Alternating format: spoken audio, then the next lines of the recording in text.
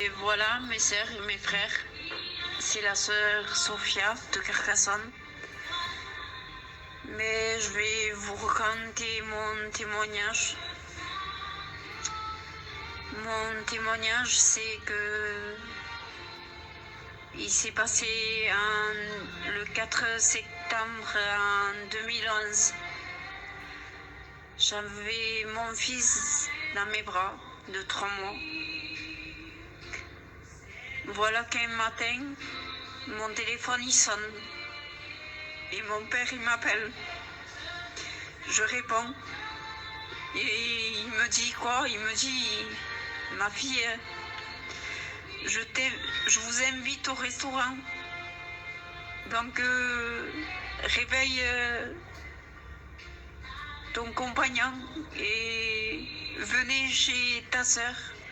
On y va tous ensemble. Je lui ai dit oui, il n'y a pas de problème. Et qu'est-ce que je fais? Je raccroche au téléphone avec mon père et je vais dans la chambre. Je réveille le père de mes enfants. Et je lui dis, mon père, il vient de m'appeler. Il me dit comme ça, qu'est-ce qu'il veut? J'ai dit, il nous invite au restaurant. Il se lève. Il fait sa douche, sa toilette. Du moment que lui, il faisait ces petites choses, j'étais en train de faire son café. Je lui donne. J'avais mon fils de 3 mois dans mes bras et la tasse de café dans mes mains. Il m'a jeté le café dessus. Mais bon, moi je le savais qu'il fallait que je disais rien. Je le savais que si je parlais, je mangeais des coups. Il me tapait. Voilà, donc je parlais pas, je disais rien. Qu'est-ce qu'il fait? Il me tape, il me met une gifle. Il me jette toutes mes chaises par terre. Il casse ma table. Et d'un coup, il me demande mon sac parce que j'avais mes cartes pour retirer. Et il y avait un peu de sous dans le sac aussi. Et le sac, je l'avais oublié dans la voiture à ma grand-mère. Et il me demande le sac, je lui ai dit. J'ai dit non, j'ai oublié mon sac dans la voiture à ma grand-mère. Il a commencé à être violent avec moi. J'ai dit ne crie pas. J'ai dit on va le chercher le sac. Et je te donne les cartes et les sous. Bon, il n'a pas voulu. Il est parti tout seul. J'ai resté chez moi. Je faisais mes affaires. D'un coup, il est revenu. Il rentre dans la maison et il me demande le pistolet. Il me dit, il est où le pistolet? J'ai dit, je lui ai menti. J'ai dit, c'est ta mère qu'elle est venue le chercher pour le cacher. Mais lui, il le savait où je le mettais. Qu'est-ce qu'il fait? Il me prend par le bras, il me tire, il m'amène dans la chambre. Il le charge et il me dit, maintenant je te tue. Je lui ai dit, laisse-moi poser mon fils. Il me dit, maintenant je m'en fous. Et il a tiré. J'ai senti mon sang couler sur mon visage. J'entendais lui qui criait. Mais de loin, parce que je partais, je le sentais que je partais. Et apparemment, moi je me souviens pas. Mais lui, il me l'avait dit. Et apparemment, je lui avais dit, vite, amène-moi aux urgences. Qu'est-ce qu'il fait? Il prend une serviette. Il me met cette serviette autour de ma tête. Il prend mon fils de 3 mois et il m'amène aux urgences. Et qui croise mon cousin Germain avec mon grand-père, que maintenant il est auprès du Seigneur. Et il était plein de sang, lui et mon fils de 3 mois. Et il lui fait des signes de s'arrêter à mon grand-père. Ils se sont arrêtés. Et mon grand-père, il lui dit, qu'est-ce qu'il a, le petit?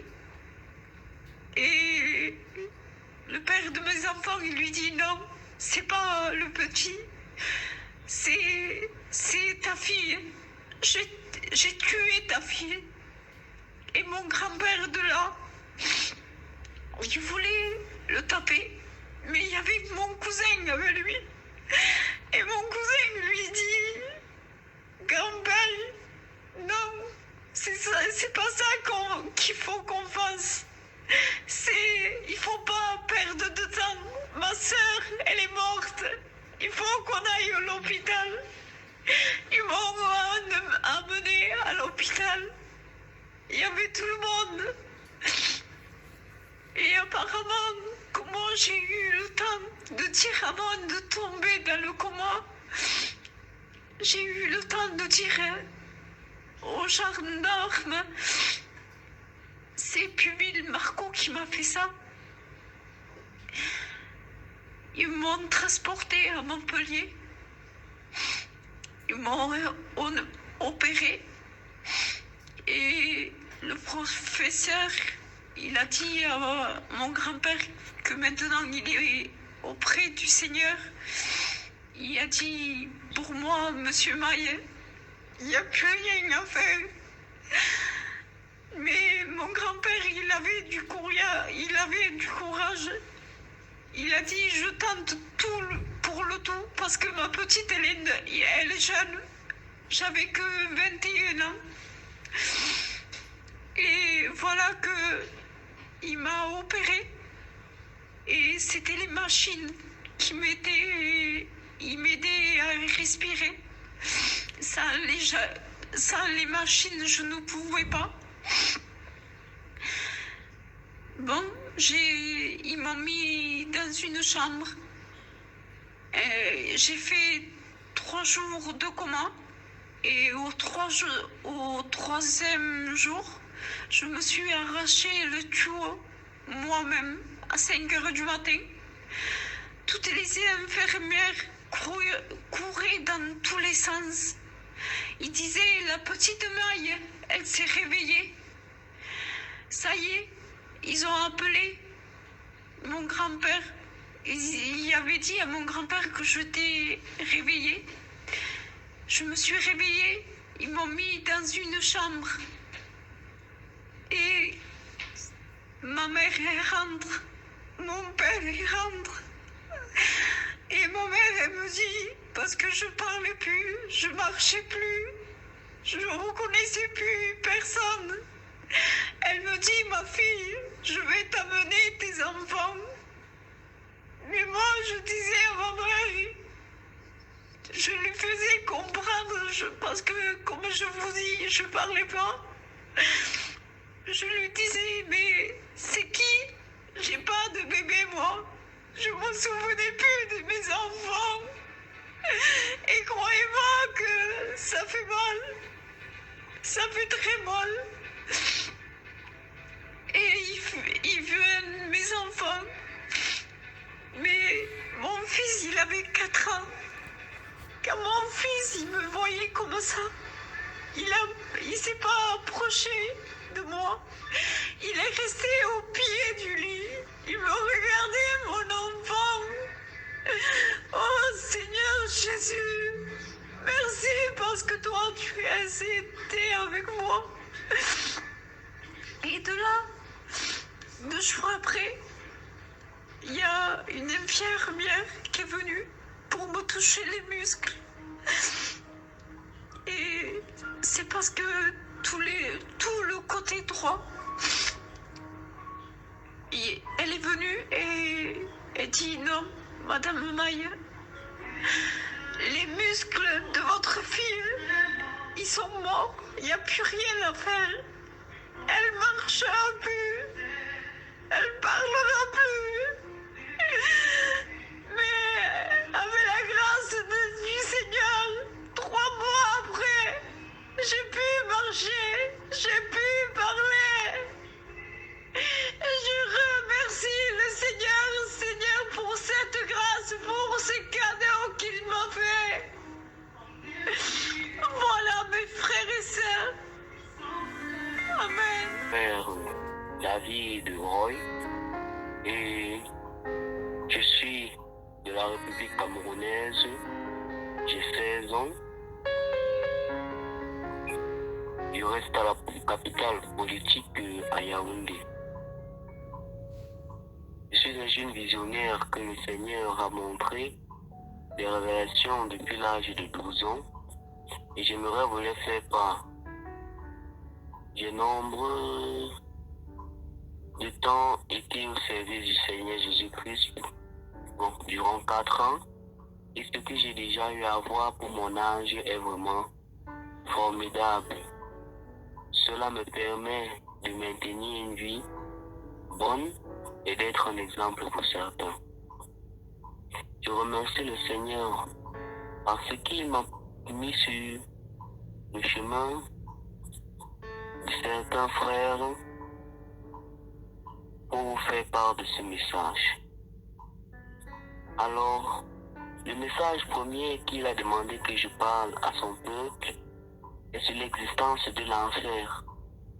Que vous compreniez que l'enfer existe. Excusez-moi, mais vraiment, je suis encore choqué de certaines choses. Parce que quand je vois l'attitude de nos frères sur la terre, cela nous montre vraiment que nous tous, nous irons en enfer. Parce que les petites choses nous condamnent. L'enfer est comme un corps organisé. Il y a des lieux de châtiment et de tourment pour chaque péché sur terre. Voilà pourquoi je viens vous expliquer cela. Alors mes frères, quand je suis arrivé chez moi samedi soir, je me suis couché, je me suis reposé. Dimanche matin, il fallait qu'on aille à la prière à l'église. C'est alors que moi je ne me suis pas réveillé parce que dans mon rêve que je faisais, j'étais avec le Seigneur et il me parla. Et après m'avoir parlé, il me dit qu'il devait me faire visiter l'enfer. Moi je sais toujours que quand le Seigneur me montrait l'enfer, que si je ne lui sais pas, voilà là où je devrais partir. Il me montrait toujours le feu. Mais quand il m'a plutôt fait visiter l'enfer, il m'a montré toute une grande ville où je suis resté vraiment abasourdi. C'est alors qu'il prit ma main et quand nous sommes arrivés, devant cette ligne, on vit d'abord une très grande roue avec des âmes attachées. Ces âmes étaient attachées les uns les autres qui devaient tourner la roue. Imaginez dans un manège quand on dit nous allons faire le tour sur la grande roue. Vous voyez cette grande roue là, faites-la fois 3 et les poteaux étaient comme la tour Eiffel. Les poteaux qui étaient reliés à la grande roue. Maintenant, il devait alors rouler cela, tourner quitter cette roue en étant fouettés avec des charges sur leur dos. Vraiment, quand je vis cela, j'ai eu de la peine pour eux. Et le Seigneur me montra en disant ceci, que ceci est le châtiment donné à tous les esprits. N'importe quel péché, tu passes d'abord par ici. C'est où j'ai dit, Seigneur, ça veut dire que comme tu mens, tu viens ici. Comme tu voles, tu viens ici. Et il me dit oui. C'est alors qu'on avancèrent. Quand on a fini, à un certain niveau, j'avançais avec le Seigneur, je vis un arbre séché avec des têtes qui entraient et sortaient. Cela me donna la chair de poule, j'ai eu peur. Et après, il m'expliqua, regarde bien dans cet arbre, que vois-tu? Il dit que je vois des têtes qui entrent et sortent, qui entrent et sortent. Et après, il me dit, maintenant nous allons aller visiter cet arbre. Parce que dans cet arbre, il y a un autre monde.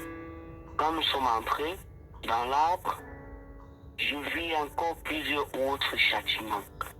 Je vis des esprits qu'on arrêtait, qu'on fouettait, qu'on découpait, d'autres qu'on mangeait, d'autres qu'on utilisait comme des objets vraiment comme des jouets. Que n'importe quoi, on les utilisait, on les découpait, on les faisait donc des choses comme des jouets, bref. Mes frères, quand j'ai vu cela, j'ai demandé au Seigneur, mais pourquoi cela leur arrive-t-il? Après, il me dit, chacun d'eux a son châtiment. Ceux à qui tu vois qu'on met les pierres dans la bouche, ce sont ceux qui mentaient énormément. Ceux que tu vois qu'on découpe les mains, et on découpe les pieds, ce sont ceux qui volaient. Ceux à qui tu vois, aux hommes auxquels on coupe leur partie intime, ce sont les hommes qui commettaient l'adultère. Et les femmes avec qui tu les vois ne sont pas leurs femmes. Ce sont les femmes avec qui ils ont commis l'adultère. Et les femmes avec qui tu vois être avec des hommes qu'on châtie, ce sont ces femmes qui ont commis aussi l'adultère avec d'autres hommes. Donc, sur les 10 commandements que tu connais déjà, tous les péchés qu'ils ont déjà à commettre, idolâtrie. Pour ceux que tu vois avec les idoles là-bas, on les demande de se prosterner en leur fouettant. Ce sont ceux qui avaient d'autres dieux que moi et mon père. Et après, j'ai demandé au Seigneur, mais pourquoi alors ils ne peuvent pas rentrer sur terre et refaire une nouvelle vie?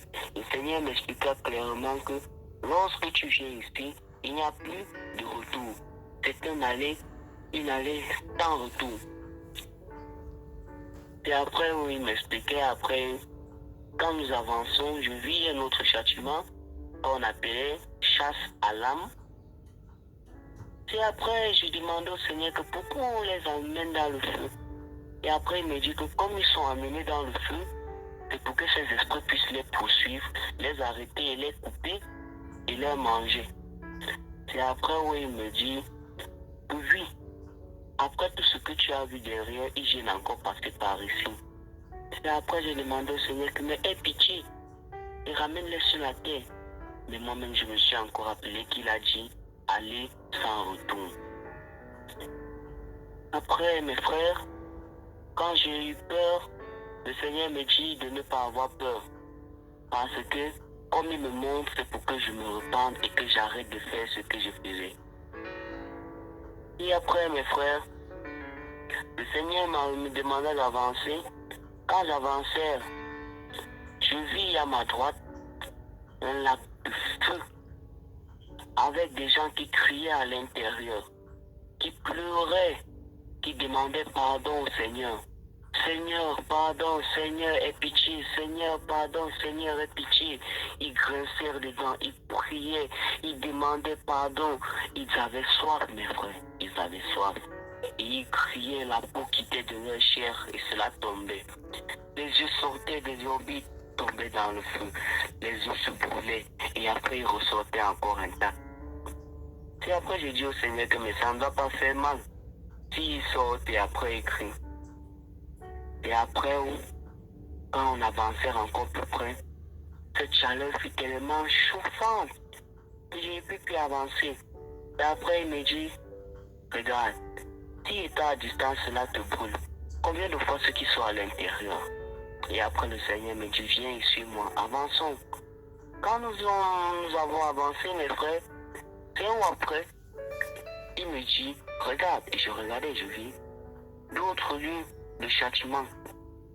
Où, pour les artistes, je peux prendre l'exemple sur les artistes musiciens, ils étaient enfermés dans des cages, en train d'être fouettés, tourmentés avec leur propre musique, et les âmes qu'ils ont tuées innocemment vendues pour la célébrité étaient reposées sur leur dos, portaient donc même sur leur tête, et d'autres étaient attachés sur eux.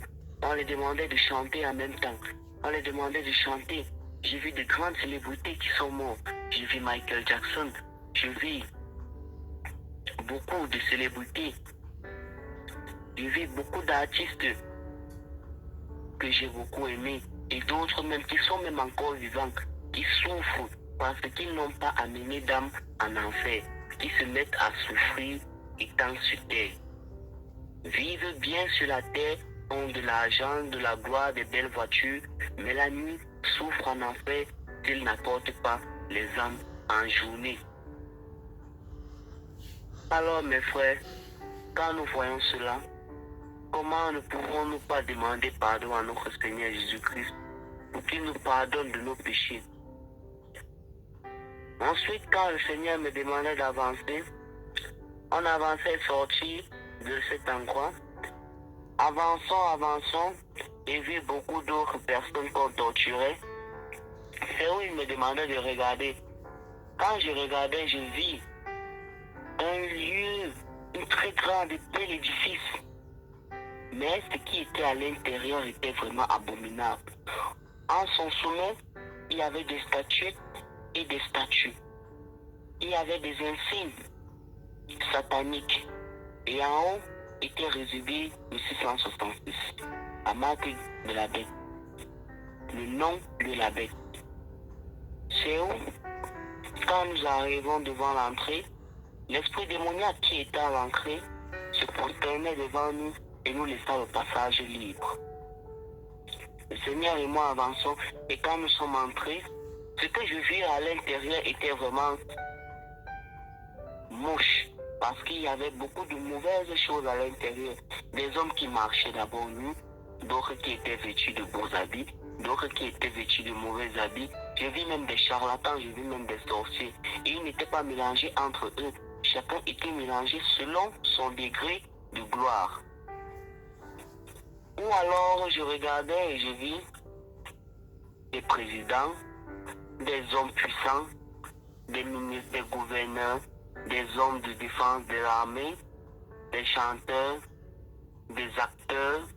J'ai vu même des médecins, j'ai vu beaucoup de personnes célèbres qu'on voit souvent à la télé. Beaucoup de célébrités que j'aimerais voir à la télé. Je vis beaucoup de dessins animés, je vis beaucoup de représentateurs de ces dessins. Je vis beaucoup de personnes et ils n'étaient pas mélangés tous ensemble. Comme je vous ai dit, ils étaient mélangés selon leur degré de puissance. C'est où le Seigneur me dit que parmi eux tous là, ils ont une supérieure. Et chaque supérieur, pour être le supérieur de tous, il faut être appelé au niveau du pape. C'est quand le Seigneur me dit cela, je dis, donc le pape est un sataniste. Après le Seigneur me dit, sur la terre, vous croyez que c'est un saint. Beaucoup le prennent même déjà comme un dieu. Et cela est déjà de l'idolâtrie. Et cela amène déjà les hommes au péché et l'amène aussi, lui, en enfer. Et le Seigneur me dit clairement qu'il ne reconnaît pas le pape comme son serviteur. Je vis un pape en enfer. Je vis des pasteurs en enfer qui brûlaient. Je vis des hommes de Dieu, des évangélistes et même des visionnaires comme moi qui brûlaient en enfer. Et où le Seigneur me dit que regarde, cet homme qu'on appelle pape, c'est un titre qu'on lui donne. pour cacher l'antéchrist derrière. Et c'est où le Seigneur me dit que tout ce qui légalise de négatif sur la terre et que les hommes acceptent, c'est parce qu'il fait gloire au diable et non à moi. Mais vous, hommes de peu de foi et aveugles d'esprit, vous acceptez cela facilement. C'est où j'ai demandé pardon au Seigneur. Et que s'il te plaît, il touche le cœur de mes frères sur la terre pour qu'ils puissent comprendre et accepter cela. Et où le Seigneur me dit, chacun est libre de choisir, car chacun a son libre arbitre. Et alors que, lorsqu'on avançait, il me rappela encore bien que le pape, pour passer au niveau du pape, il faut avoir reçu un bisou sur le front par Satan à personne. Voilà pourquoi on dit qu'il est l'être le plus puissant dans le monde satanique. Et chez les présidents, l'homme le plus puissant est celui qui dirige le pays le plus grand et le plus puissant et le plus influent sur le monde. C'est cet homme-là.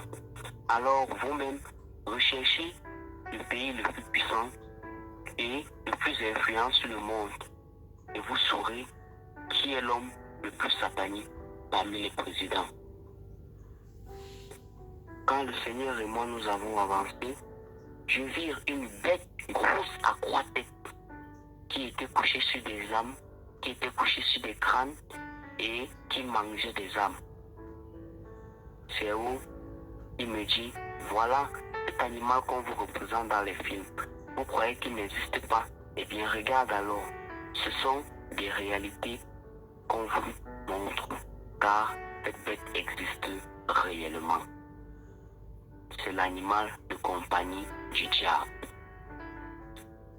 Et il était encerclé par des démons, des centaines de démons qui le regardaient en spectacle, qui l'applaudissaient et qui lui donnaient des honneurs. Et quand le Seigneur et moi nous avons avancé, la dernière salle que nous avons visitée était la salle du diable. Quand nous sommes arrivés, nous avons vu là où il était assis, sur son trône, avec la marque 666. En dessous de lui, il y avait des crânes, il y avait du sang. Et c'est où il me dit, regarde encore bien. Et je vis un livre derrière lui, je vis son sceptre. À sa droite, je vis un serpent. À sa gauche, je vis un dragon. Et juste après cela, je dis au Seigneur que, à quoi bon ça sert que ces esprits sont là si lui il est déjà assis sur un grand trône? Et il me dit, et ils sont là parce qu'ils ont décidé de lui suivre et de laisser le royaume de notre Père pour venir sur la terre. Et quand le Seigneur me dit cela, je dis maintenant, pourquoi ce livre est derrière lui? Il me dit que ce livre est la copie du livre de vie qui est dans le royaume de notre Père. Car tous vos noms qui sont écrits à l'intérieur pour le bien, lui, les noms qui sont à l'intérieur, c'est pour le mal. Ceux qui mériteront la damnation éternelle. Et après maintenant, j'ai demandé au Seigneur, est-ce que mon nom est écrit? Il me dit, si tu fais le mal, ton nom sera écrit. Mais si tu sais que tu fais le bien, ton nom n'est point écrit à l'intérieur. Mes frères, l'enfer résiste. Préparez-vous et repentez-vous de vos actes. Voilà le message du Seigneur que je vous laisse.